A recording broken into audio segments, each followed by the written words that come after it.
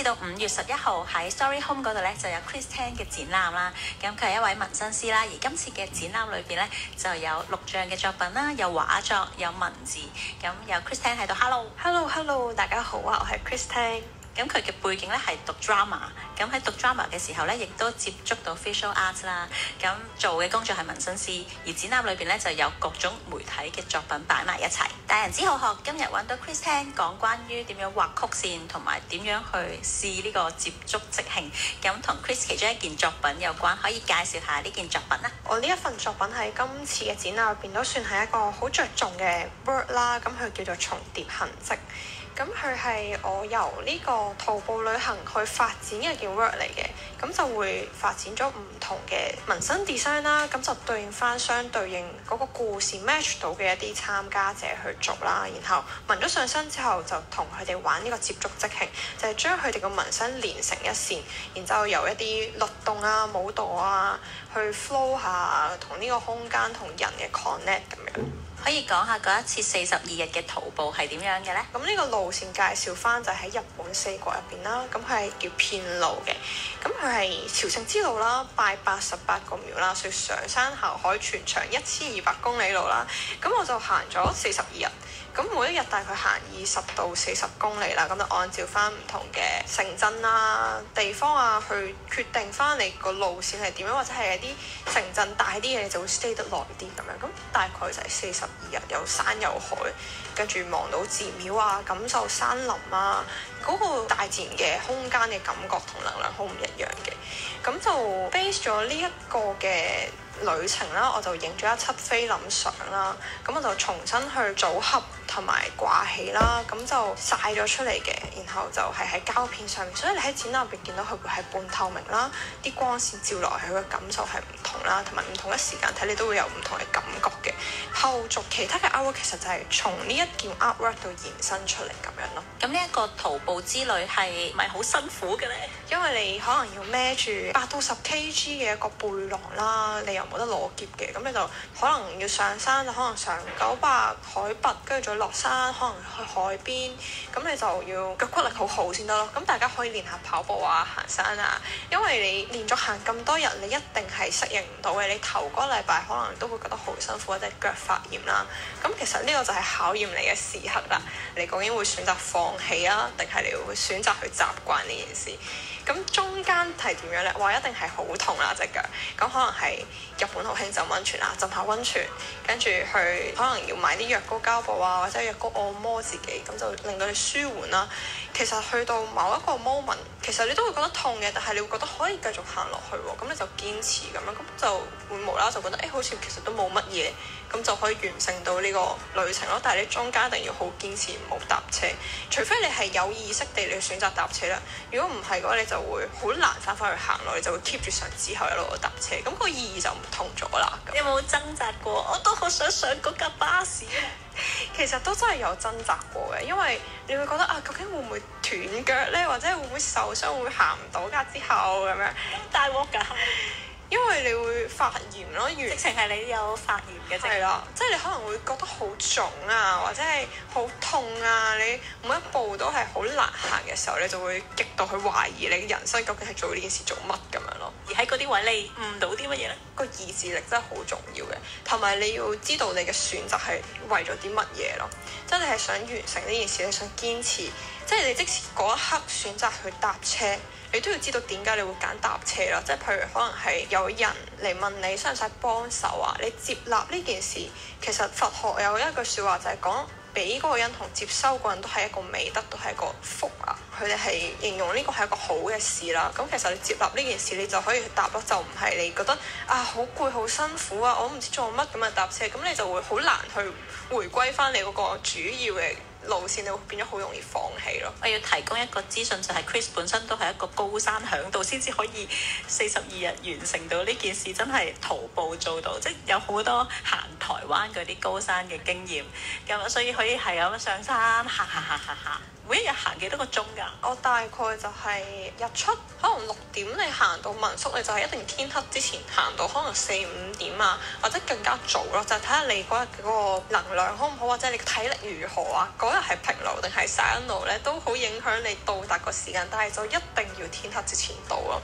如果唔係就會成條路都冇燈，因為四國好偏僻啦。你一入黑咧，你個狀態就會變得好差，就好似以前喺台灣大行山團，其實大家一入黑即係仲喺條路線度，你就會覺得啊，究竟個目的地喺邊咧？會唔會蕩失路啊？你會好低能量嘅，就會好容易有呢啲即係唔好嘅意外咁樣咯。咁所以尤其是去一啲陌生地方，你一定就係要入黑前到。同埋民宿佢哋都好好笑，因為呢條路線係好傳統啦，好多民宿會 support 呢條路線去提供住宿嘅，咁佢未必好多間房啦。但係如果你冇到咧，佢就會好懷疑你係咪跌咗落山啊，有意外啊，佢會去揾你咯。今次你覺得係為乜咧？呢個懷疑人生啊！哇！呢一個我覺得都同本身嘅經歷都有啲關係嘅，即係因為本身 base 喺台灣讀書啦，做嘢大概7年啦，咁又係因為 visa 簽唔到，所以就好啦，咁返香港啦，我當可能係一個休息點啊，或者係一個轉換咁樣。咁但係呢個轉換其實對於我本身 stay 咗喺台灣7年就會係好大嘅唔同啦。即係哇，而家突然間好多人喺條街度啊，好快啊咁樣，咁就會係我覺得冇好適應嘅狀態，亦都好 lost 嘅。其實你係香港出世㗎嘛，咁你就會變咗我嘅屋企究竟係邊度咧？即係你係歸屬於邊度？邊個圈子係屬於你咧？咁其實係好迷茫嘅。我就覺得可能要揾個方式去揾呢件事咯，去行下或者係出去。咁做高山響度嘅時候就得知呢條路線啦。咁就咁既然未有好多嘢好 stable，咁不如試下出下去啦。咁又有呢個時間，同埋啲工作可以 arrange 到，咁就去咗先咯，做咗先咯，之後再翻嚟睇下係咪真係有變好到，係咪真係有好轉，或者係有新嘅睇法咁樣。咁我覺得所有嘢都係好事嚟嘅，即係後期翻到嚟好多唔同嘅 idea pop up 啊，好多嘢想做啊。咁有啲人會話你去呢個旅行好似佢係一個剪出嚟嘅時段，覺得呢個旅行就係咁樣就完啦。咁但係對於我嚟講，呢個旅行講緊係2023年去啦，其實係到而家我都係覺得冇完嘅咯，即係佢唔係一個過去 past tense 嘅嘢咯，佢係一路咁樣推我去做唔同嘅事，咁就唔會有嗰種旅行嘅虛樂感。包括今次展覽裏面嘅作品都係同呢次旅行好有關啦。頭先有好多不同嘅感受 ，Chris 咧就將佢化成好多曲線，即係好多圖像，跟住再紋咗喺人嘅身上面，再有呢個接觸即興，跟住就再拍埋 video 喺展覽裏面睇到嘅。我哋講緊其中一件作品咧，就叫做重疊痕跡，咁裏邊有不同嘅元素，最尾擺出嚟咧就係錄像啦。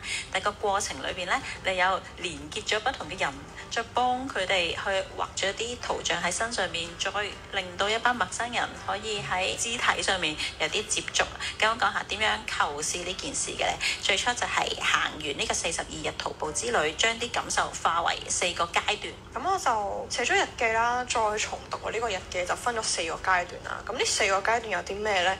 第一個階段係你好純粹想做一件事啦，純粹係個 topic 啦，你好清晰自己呢個狀態去做呢件事，你嘅感覺係點樣？咁就係好透徹啦。咁第三就係獨闢啦，獨自開闢一條路啦。你係點樣去打破重建一啲嘢呢？你係點樣堅持或者係放棄一啲嘢？你決定係點樣？咁呢個階段就係一個好重大嘅，你係最 powerful 嘅階段嚟嘅。咁第4個階段呢，就係你點樣去拿捏好你個 tempo 去做呢件事，點樣去令到你係舒適嘅，係舒服咁樣做一啲你想做嘅嘢。咁你完咗第4個階段，其實就會翻去第一個階段，你好純粹我真係好中意做呢件事咁樣咯。咁我就會由文字開始啦，因為我自己本身就好中意寫詩啊，紋身嘅時候都會寫詩俾客人啦，即係組織佢哋嘅故事咁樣。咁所以大部分都係文字出發嘅。咁我就會寫低我可能呢幾個故事呢個 topic 嘅呢個氛圍係點樣。咁佢好純粹，你當可能係顏色啦，可能白色啦，你會寫一啲形容詞啦，可能係好輕盈啦，好純粹啊。咁如果係透徹啊，第2個階段可能係半透明啦，可能係你當係一條絲巾喺度飄嘅感覺啦。咁第3個階段獨闢就係打破啦，咁可能就係會係有好多色塊，好多塊狀點點啊，碎開分支，因為你要選擇呢件事啦。咁第4個階段就係節奏啦，可能係會有長有短啦啲線條，你就會見到佢係好似音律咁樣嘅。咁我就會將呢種形容去化為圖像，咁就跟翻呢啲咁嘅形容詞去畫、去組織或者係創造一啲圖案出嚟咁樣咯。即係寫咗字先嘅啫。係啦，跟住字再諗嗰個視覺上面嘅表達係點。冇錯，好得意，好清晰啊！你嗰個過程，即係可能平時有一啲客人佢係即係文字同你交流，跟住你嗰個諗嘢嘅方法都係咁樣嘅。冇錯冇錯，每個都係 connect 最簡單就係文字啦，即係大部分你去表達，我最容易可以同你講，哦點解你呢個 concept 係可以對應到呢啲質感呢？我就會話係呢啲質感係代表一啲唔同嘅 concept 或者故事啊，或者係你嘅感受啊，咁你就可以見到呢個好虛無縹緲嘅嘢咯。係啊，咁就最直接同埋最冇誤差。咁今次呢個旅程嘅感覺咧，就化成16個唔同嘅圖像，咁裏邊有不同嘅線條，係咪都係用晒你頭先講嗰啲元素？即係可能有色塊，有一啲斷下嘅線。係啦，咁我唔同嘅 work 入邊都係主要係圍繞呢個曲線啦。呢一個重疊痕跡就主要係紋身嘅 work 啦。咁有 painting 啊、影相啊，咁佢哋就係唔同階段嘅嘢咯。因為譬如影相就可能係講個構圖係點樣形成，而呢件事係點樣表達。咁畫可能就係有色塊同線條啦，成個可以整體，因為畫係方形啦，佢係一個視窗咁樣嘅狀態，你係可以穿透去睇呢件事啦。咁但係紋身就係佢係同身體有關啊，佢係流動延展成嘅。咁所以紋身係最有 movement 嘅狀態，而畫就係你可能係呢個 moment 見到呢一件事，呢樣嘢點樣呈現喺你前面咁樣咯。喺皮膚上面要創作有啲咩難度呢？其實就好睇你嗰個肌肉係點樣形成，即係你可能係選擇邊個位置啊，然之後你嗰個 flow 係點樣，個 flow 係向上、向內、向外，唔同方向都有唔同嘅解讀啦，或者部位都有啦，即係你可能手就輕盈啲帶嚟去啦，背脊就可能係你係承接一啲嘢咁樣，咁所以就會變咗你要思考好多嘢咯。由你呢個圖案同呢個人究竟個 meaning 係擺喺邊個位適合，同條線係點樣走？你頭先講話向上向下，即係啲肉 firm 啲同啲肉鬆啲，係咪？即係向下可能就鬆啲，有啲咁樣。咁唔係，我唔係講緊身體，我講緊個 design 嗰個方向，即係呢條線。如果你係打橫咁畫，咁佢就會係向左向右。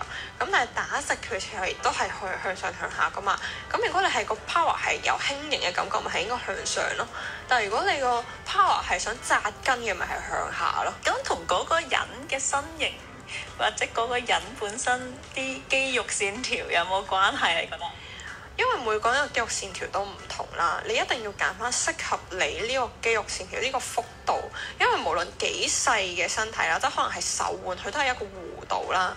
咁你要揀一啲適合呢個弧度嘅圖案，你變咗嗰個，如果越大嘅面積就越大嘅弧度就越好睇咯。如果唔係，其實我哋老實講做線條咧，真係好似頭髮，如果太細嘅話。係啦，同埋太幼就會係都會講緊你人體，你遠睇唔一定下下都咁近睇噶嘛。你遠睇如果係又好幼又好細條，你就好似你嗰度有質毛啊咁樣咯。係啦，咁我哋就會點樣先可以最自然呈現喺你嗰個 body 上面？咁我就唔想佢係好似貼紙咁貼落去咯。即係我會想佢係好似你本身就生長咗喺你身體上面咁樣，咁點樣先可以令到佢同你嘅 body 係吻合？佢吻合你先會覺得佢生喺上面噶嘛，唔吻合就好似我夾硬黐樣嘢喺上面咁樣咯。我諗係好大差別，即係你當塊畫布係闊定塊畫布係窄咁樣有個差別。都有每個人體格，即係譬如男仔可能膊頭橫啲啊，咁你就唔適合啲太幼細、太柔軟嘅線條咯，就可能要粗啲或者係硬啲咁樣嘅線條咯。今次好得意就係揾咗16個對象啦，咁佢哋就付出咗自己嘅皮膚，佢哋係唔認識你喎，仲要係啦，我都唔認識佢哋，佢哋16個都唔認識大家嘅。咁所以我就覺得呢件事係一件好有趣嘅事，佢哋會因為呢個紋身認識呢一堆人啦，而我覺得呢樣嘢好難你會生命中再遇見嘅一啲機緣咯。咁其實就講緊好似係我嘅路線，我嘅徒步旅行一樣啦，我遇到嘅人未必會再遇見啦，但係呢個 moment 依然咁珍貴，或者係我呢個展覽就係想去好似一條路線咁，無論係我徒步旅行啦，或者我建立一啲新嘅路俾呢16個對象啦，或或者係呢一個展覽大家嚟到呢一條路上嘅感覺，嗰個流動係點樣？其實就我覺得係每一個都係扣連，同每一個都有關緣分咯。雜誌你聽過幾本？這一本叫雜誌。雜誌裏有急急子，為你介紹許多趣事。別怪我沒提你留開收音機，聽這本雜誌。逢一至五7點請準時聽急急子雜誌。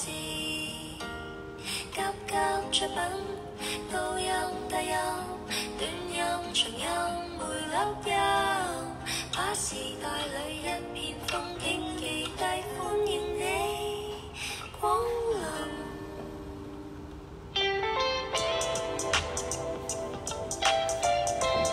係急急子，歡迎收聽集集知。星期五有大人之好學，我同全哥哥出去學嘢，因為學嘅嘢好特別嘅。Chris 做咗一個展覽啦，咁其中一件作品裏邊咧就會見到佢喺一啲參加者嘅身體上面紋咗一啲曲線，然後再同佢哋用呢個戲劇嘅方法做接觸即興。今次我同全哥哥就有試下用呢個紋身筆啦，畫一啲線條喺身體上面，跟住再去試下兩個人就接觸即興係點樣嘅咧？裏邊嘅元素有關於畫畫啦，關於戲劇啦，諗下點樣表達自己，亦都諗下同人有聯繫嘅時候，嗰一個身體嘅狀況可以有啲咩玩呢？雜誌大人之好學。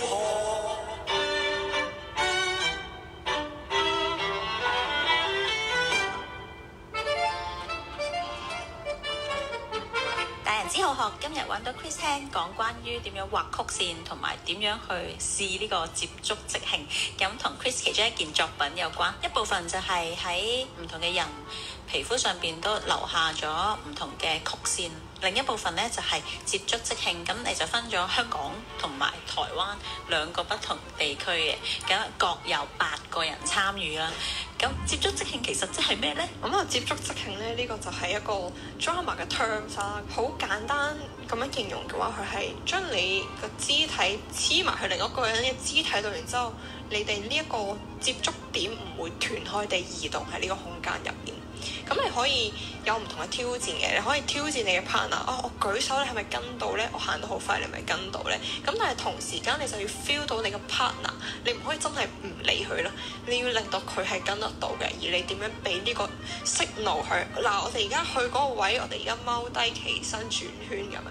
咁呢個其實就係表演入邊最簡單嘅 give and take 咯。你點樣去話俾你嘅 partner 知你想去邊，而 partner 點樣去 react？但係我哋唔用語言，我哋用我哋皮膚嘅感知，即係我個溫度同我個呼吸去帶領你去唔同嘅地方咁樣咯。有啲似嗰啲婚姻輔導，我覺得，或者即係情侶輔導咁，即係你哋有一個練習就係要唔講嘢，但係都可以一路黐住嘅，身體有一點係掂住嘅。哇！我都冇諗。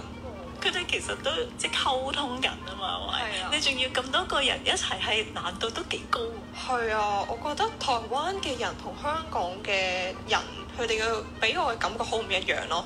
其實都好理解係一個文化嘅差異啦。香港就可能好冷漠啊，大家都有距離啊，你唔好掂我啊咁樣，咁就要令到佢打破呢件事咯。咁但係打破咗，即係可能做一啲過密啊，你可能最開頭係眼神對眼神，因為有陣時發現香港人反而眼神對眼神係未必真係好避開你喎，唔準避嘅咩？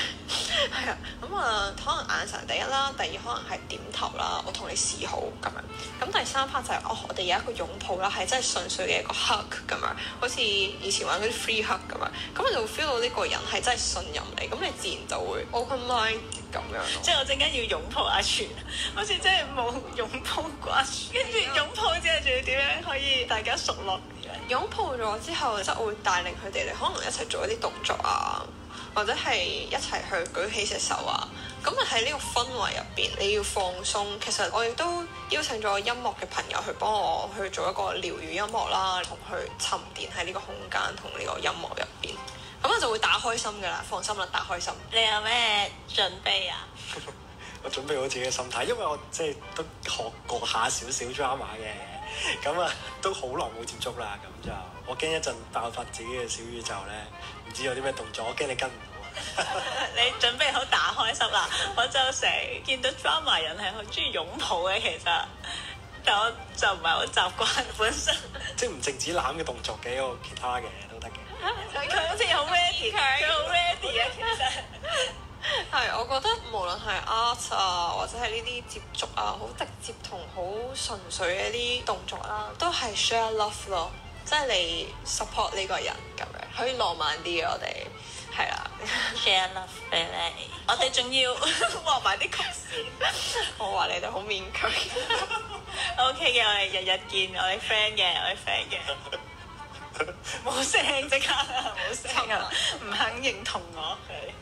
曲線方面咧，我哋有啲乜嘢畫嘅時候要注意嘅嘢咧？我通常都希望大家有一個好嘅狀態啦，因為你畫嘅嘢係 New Age 啲嚟講係會有一個能量啦。咁我哋當然係想好嘅能量畫喺身上嘅，咁就可以感受下你自己個心情啊，你狀態係點而去畫呢啲曲線啊，睇下你自己想賦予啲咩嘅概念啊，或者係能量啊，你係想係輕盈嘅，係扎根嘅，往內心啊，或者係想去帶領你去一啲唔同嘅地方。咁呢啲就通常我哋畫design 嘅最開頭就係決定呢啲事啦，呢個 design 嗰個方向係點樣？呢條線係頭先都講過向上啊、向左向右啊、扭轉啊，佢主要核心嗰個軸係點樣？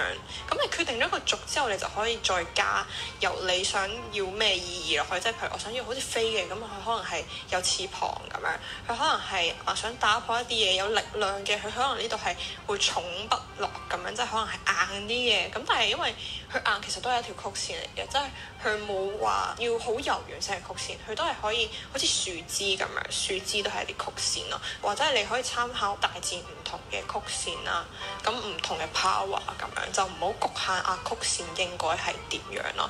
咁至於你揀邊個部位，都係睇下你覺得可能最直接就係你點樣睇到，或者係佢點樣令到你有呢個感覺，可能係手啊，可能腳啊，腳可能係可以關於行路，關於遊走，手可能係關於高啲嘅向上嘅，或者膊頭可能係你承擔住呢件事，呢樣嘢點樣俾 support 你嘅 back 咁樣咯。如果我包拗頸話我要直線咁，你又點睇直線咧？咁你可以試下真係畫一條直線，定係畫喺個身度係好難畫到直線？因為身體冇直接嘅直線啦，即係我當手指啦，佢都唔係完全真係好直嘅。係啦，同埋你每一個部位啦，佢都有肌肉啦。你肌肉一轉咧，佢就係變曲線咯。你即使可能喺呢度畫一條好直嘅線啦，但係你喐嘅時候，佢都係變成曲線咯。你覺得直線又係點？即係曲線，可能你觀察大自然啊，或者喺你自己內心世界裏邊，佢可以表達好多嘢。直線你覺得點樣咧？直線嘅象徵可能係好直接嘅，好短距離嘅，好快速嘅，佢係一個速度嘅感覺咯。我就諗好理性直線可能係啦，好理性啊，好幾何，好規則、規矩、平衡咁樣。我哋會用人體彩繪嘅顏料去喺身上面畫一啲線條啦，之後我就會同阿全試下接觸即興。你好，你好，我覺得咧我自己呢一張畫紙咧，簡直係完美。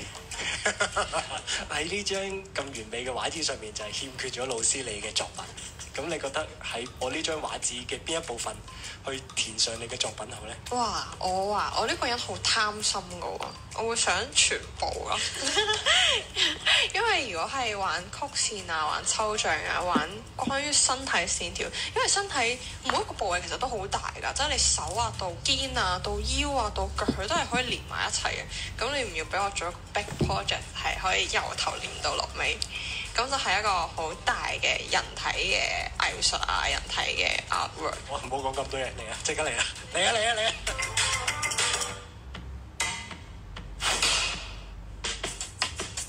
Chris 可以講下畫一啲線條嘅心得啊。咁有陣時會 design 一啲紋身啊，或者係去諗一啲狀態，咁點樣可以去具象化佢咧？因為情緒好虛無嘅。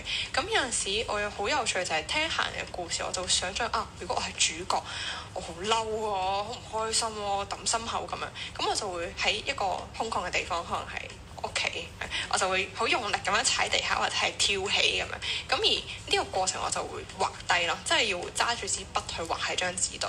咁其實你呢一條線就係你呢個動作去組成嘅。咁我哋就會係 drama 講呢個方式係叫方法演技啦。咁係點樣嚟嘅咧？有陣時我哋讀劇本，可能係講緊19世紀嘅劇本，你點樣去諗嗰個人嘅情緒係點樣講？咁我哋就會用一啲身體去帶動你嘅語氣，去形成試到呢個語氣係啱嘅，咁我就會用呢個動作去講，咁你就感受到嗰個力量係點。咁同樣地，我就將呢樣嘢擺翻喺畫畫度。究竟呢個情緒如果係要視覺化，佢應該係點樣出嚟嘅咧？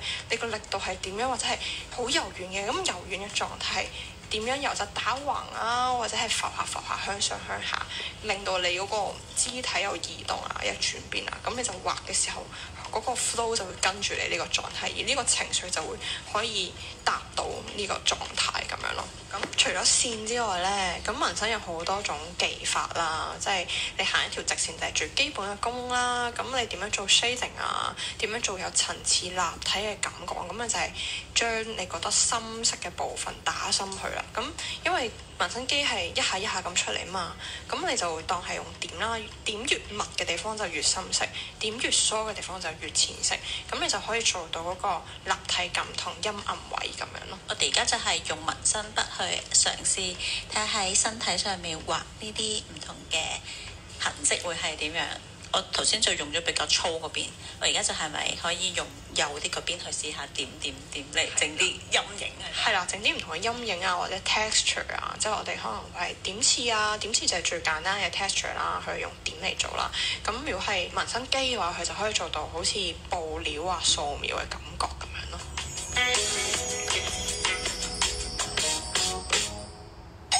我就畫咗一條線係由中指一路去到抽血嗰個位，因為咁啱今個禮拜 body check 咧抽咗5支血喎，跟住其實我呢個抽血嗰個位咧都幾明顯，即係以前有捐血啦，跟住咧佢係即係有啲點點喺度，本身肉色點點，我就諗啊，平時淨係見到藍色嗰條血管啊，即係靜脈咧，其實你抽出嚟係紅色，我對人體唔係好熟悉啊，即係畫翻一條紅色嘅線喺度咯，我又好自然咁樣變咗一條比較直嘅線啦，但係佢都係唔會直嘅，好似你頭先所講咁樣。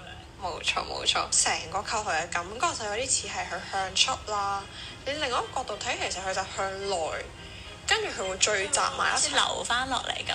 因為由中指開始就直線，去到抽血嗰個位咧就畫咗好多圓形，咁轉彎。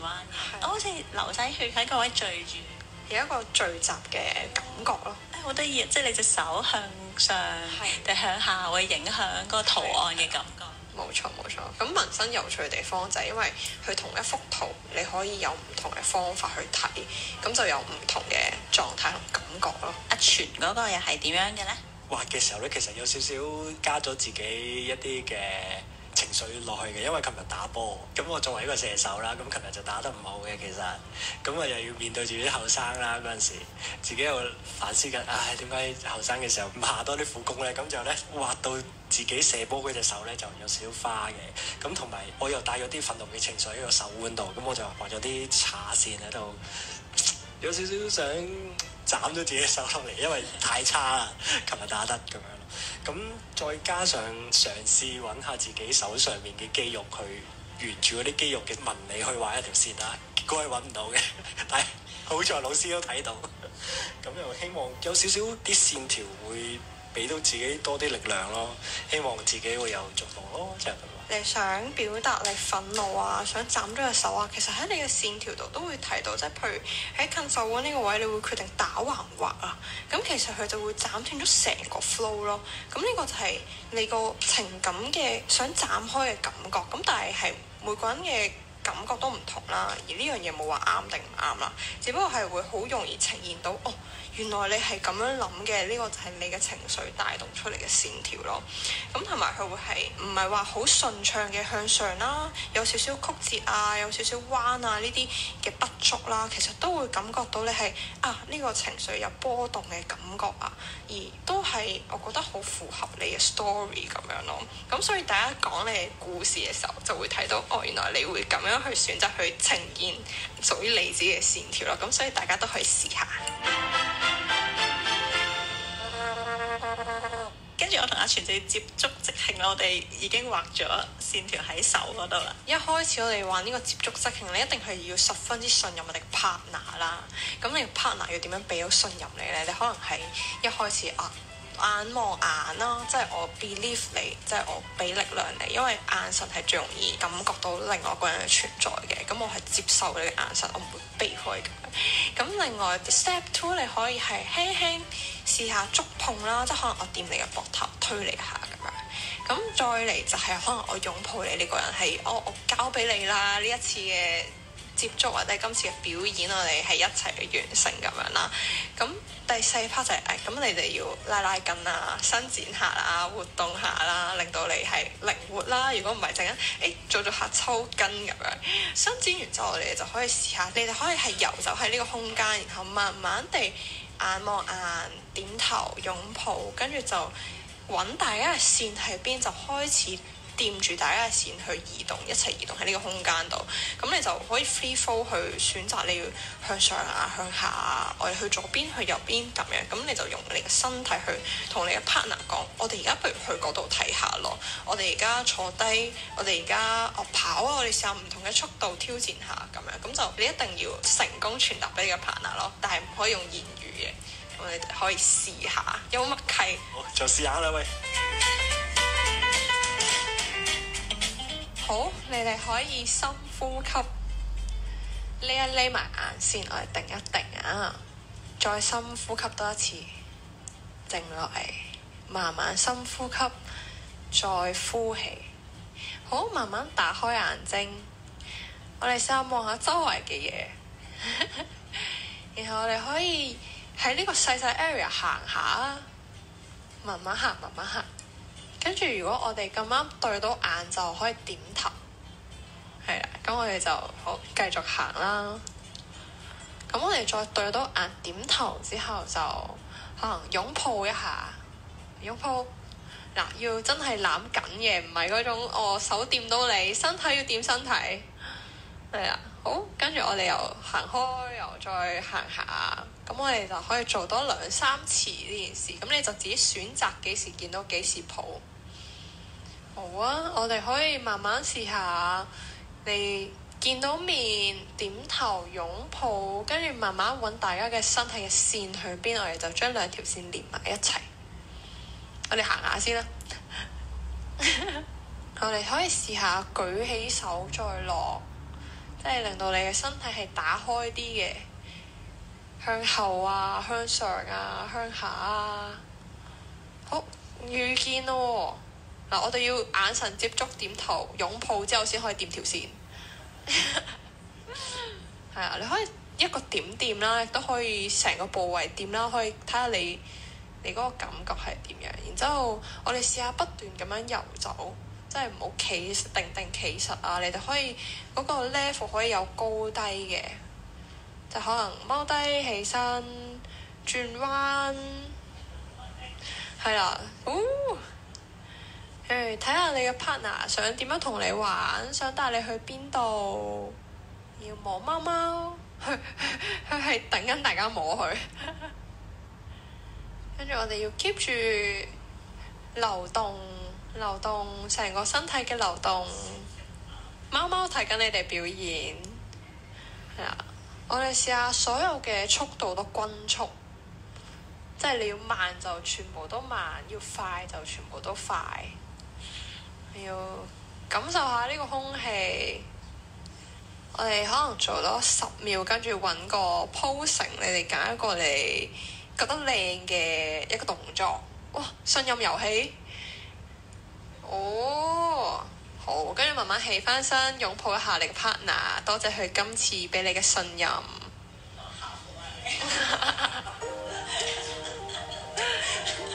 好厚，阿全好厚啊！唔係我做 feel 到係大隻肥壯，係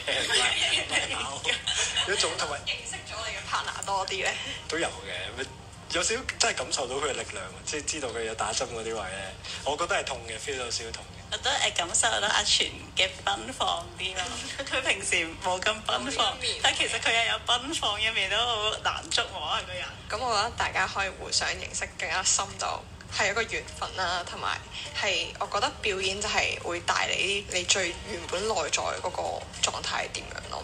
係因為你呢啲時刻你好難去扮，或者好難去諗點樣去塑造你應該係點樣咯。咁就係最真實嘅你自己，都係最純粹嘅一面咁樣咯。好開心，我覺得我哋係有信任嘅，不嬲都有㗎，係啊。阿全展嘅有可靠，你覺得我哋點樣咧？望落，我覺得你都係會依靠語言去可能去做一啲嘢啊咁樣咯。咁但係因為我係嘅，我覺得係啦，你會用言語啊，或者係去好主宰啊，我哋陣間做啲咩啦咁樣。咁就呢個練習其實就係嘗試去試下其他嘅方式，除咗語言之外咯。咁你之後冇嘢做，可以自己再玩。係啦，咁你就可以或者係匿埋眼，又係另外一個感覺咯。你真係冇辦法見到呢件事，你點樣去話俾對方聽啊？我要去嗰邊咁樣。咁其實呢個就再係信任遊戲，再更加多咯。你可能會有啲 moment 你會驚嘅，誒應該點樣呢？咁樣，或者係前面有啲咩呢？咁樣，咁你就好依靠你嘅 partner 去話你知咯。8點